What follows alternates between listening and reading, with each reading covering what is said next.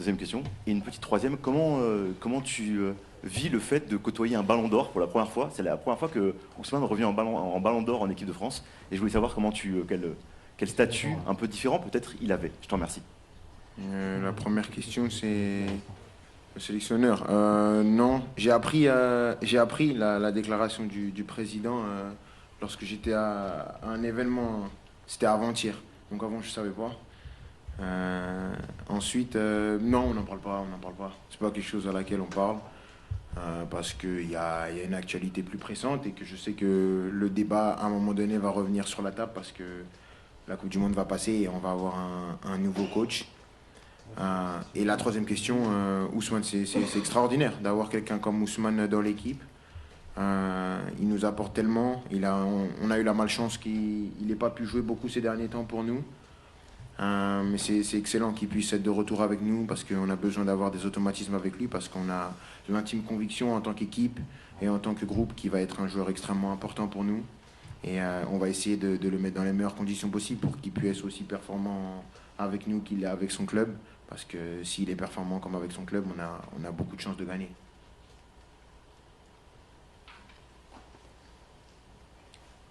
Bonjour Kylian, Bertrand Latour, Info Sport Plus, Canal+.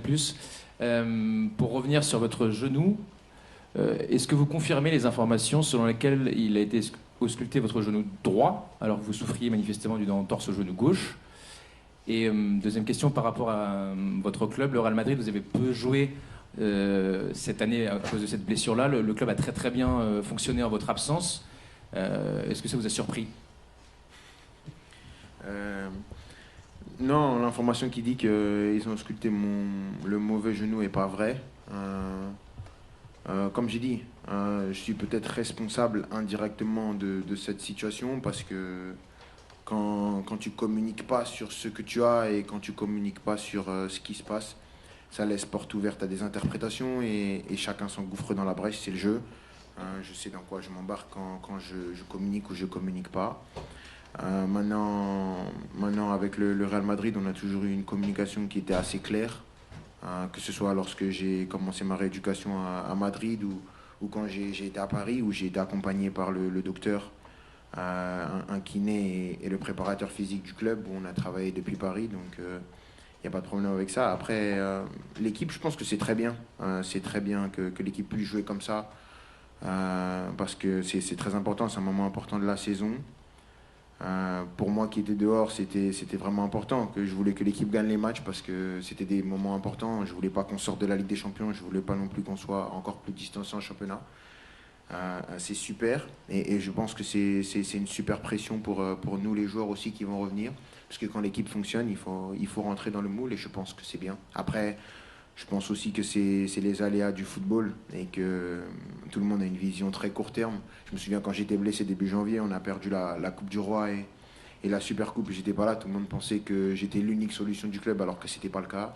Et là maintenant qu'on gagne et que l'équipe joue bien, des gens peuvent penser que l'équipe jouera bien sans moi et il faudra voir quand je reviendrai. Merci.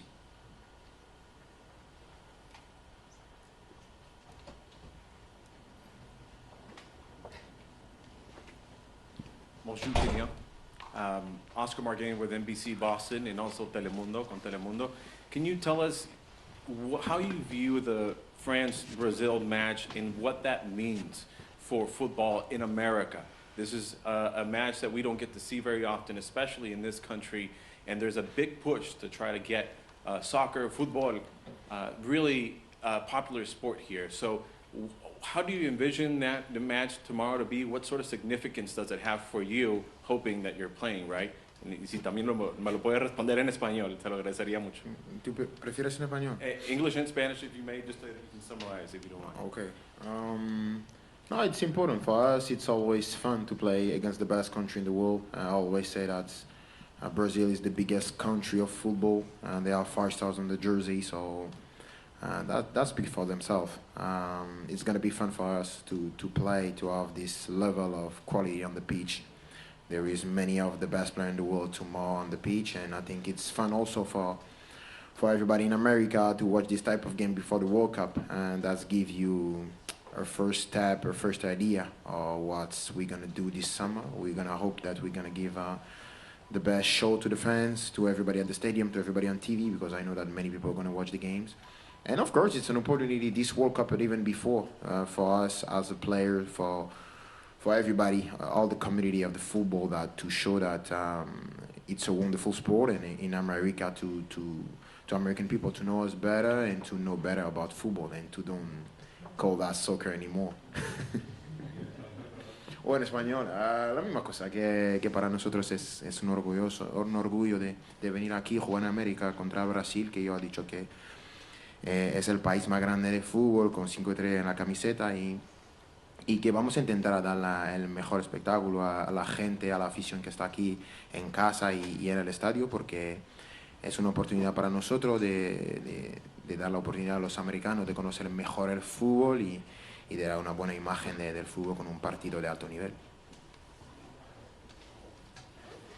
Bonjour Kylian, Giovanni Castelli, la chaîne L'équipe.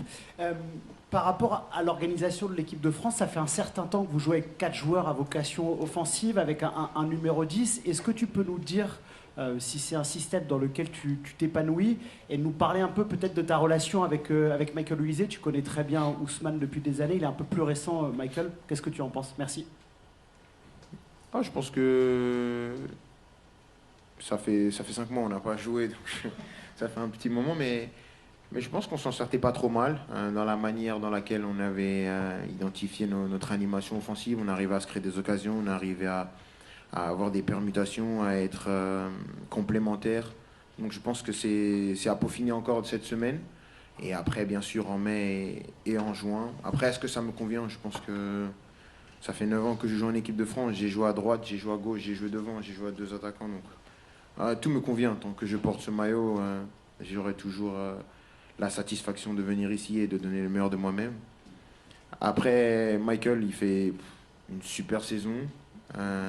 Il est dans un grand moment.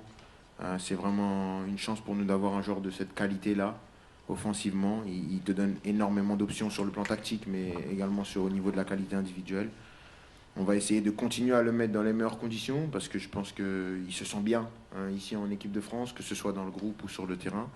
C'est à nous de continuer comme ça et d'intégrer les autres joueurs offensifs aussi. Ousmane est un plus ancien, donc on a juste à lui redonner la place qui lui revient de droit. Après, on a à gauche. On ne sait pas quel va être le joueur à gauche, mais même l'ensemble des joueurs. On a des joueurs de grande qualité, c'est l'avantage, que ce soit l'un ou l'autre. Je pense qu'on est l'un des rares pays qui peut se permettre d'aligner plusieurs trios d'attaque sans forcément perdre en qualité. Et ça, c'est un avantage qu'on doit mettre à profit.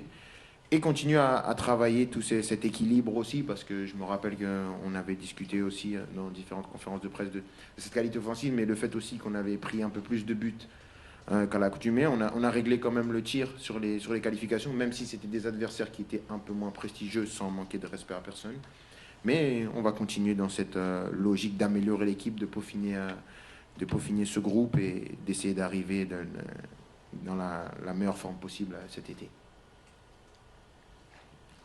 Bonjour Kylian, Philippe Sansfourche pour RTL. Pour revenir sur l'affiche de demain, mais en français cette fois-ci, c'est un match particulier, c'est un match amical, il n'y a qu'un entraînement, vous avez pris l'avion, il y a aussi, on le sait, beaucoup un environnement marketing, économique autour de cette rencontre, mais il reste quand même un peu de place pour le jeu et pour le sport. Le Brésil, est-ce que, à 27 ans, quand on a connu autant de grands matchs que vous, est-ce que c'est encore un nom, un maillot qui fait rêver? Est-ce que ça excite tous les joueurs au sein du groupe? Est-ce que vous sentez qu'il y a une électricité particulière autour de ce match? Je pense que tout le monde dans cette pièce connaît l'histoire du Brésil. C'est ce que représente le Brésil pour le football mondial. Je pense que c'est le pays qui a le plus inspiré le football mondial au niveau de la sélection, au niveau du football de sélection. C'est l'équipe la plus titrée au niveau mondial. Ils ont 5 étoiles sur le maillot, donc c'est sûr que pour nous, c'est toujours un challenge de jouer contre une équipe qui va être assurément l'une des favorites à la victoire finale. Ils seront là. Donc c'est à la fois un plaisir, si on parle en tant qu'amateur de football, et si on rentre dans le terme plus technique, c'est un vrai challenge pour nous. Donc on a hâte de jouer demain, de se confronter à eux, même si on ne pourra pas tirer beaucoup d'enseignements, même si je pense qu'il y aura quelques enseignements à tirer du match de demain.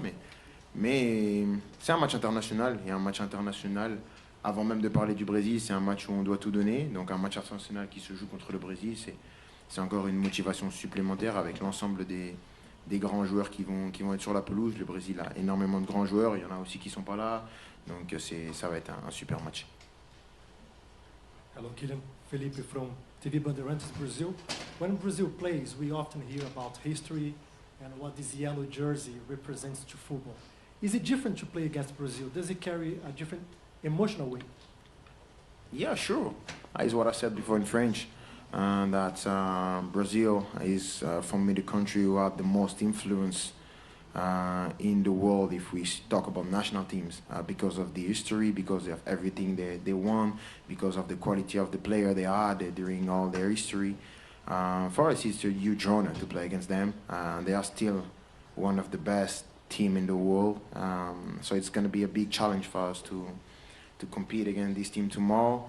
We're going to give everything we got to win the game, of course, and also to give a good show to everybody at the stadium, because it's a friendly game. I think everybody need to have pleasure to be at the stadium or to watch the game at home. So we're going to try to give the best version of ourselves.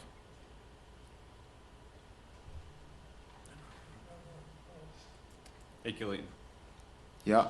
Michael Raimondi, Boston 25. Just curious on the atmosphere tomorrow. We have a big Brazilian population here in the Boston area. Have you guys talked about what your expectations are for the crowd? Do you feel like you're going to have a home crowd? Are you going to be on the road here? What are the expectations? I don't want to lie, I have absolutely no idea.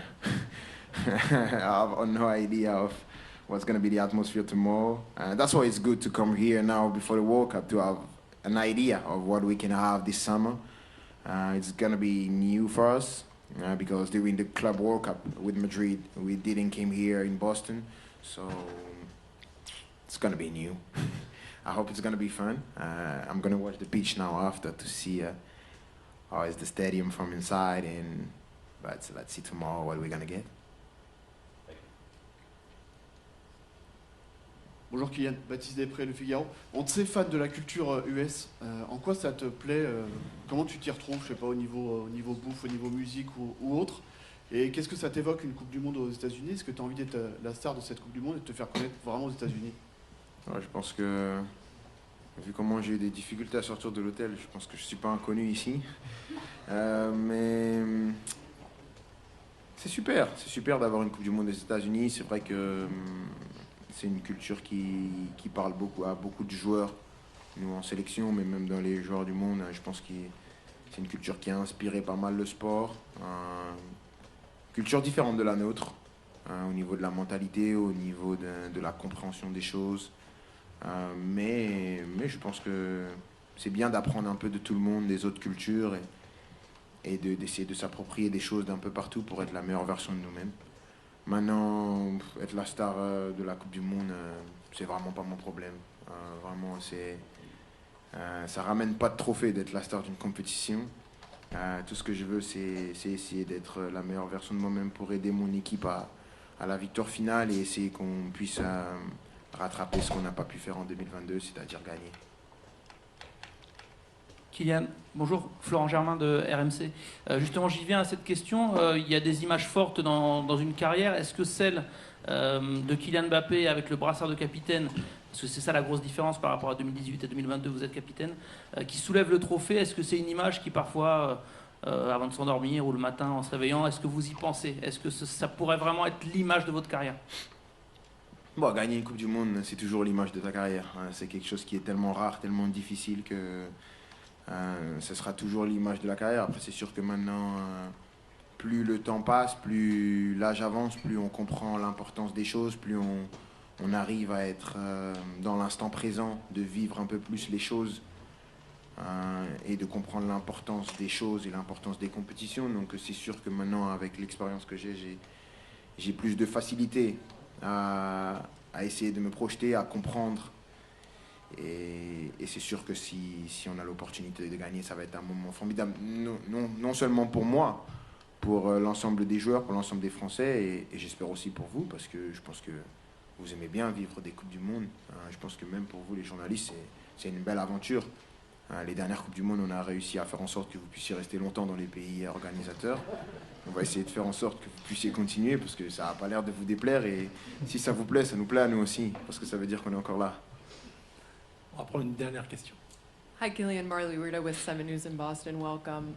You've talked a lot about wanting to put on a good show for the fans, but what do you guys as a team hope to do and hope to gain out of this experience as you guys prepare for the World Cup? You talk about this week? Yeah, this game. Oh, we want to play good games, to see a little bit the atmosphere in this great city in Boston, after in Washington.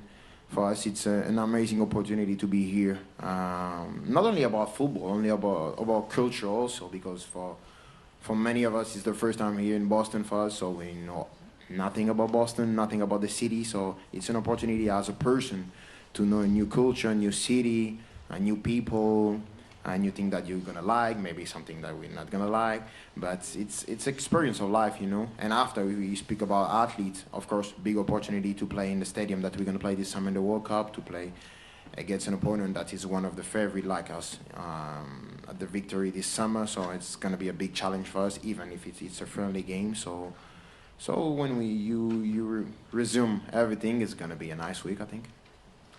Merci. On va enchaîner avec Merci. Didier Deschamps.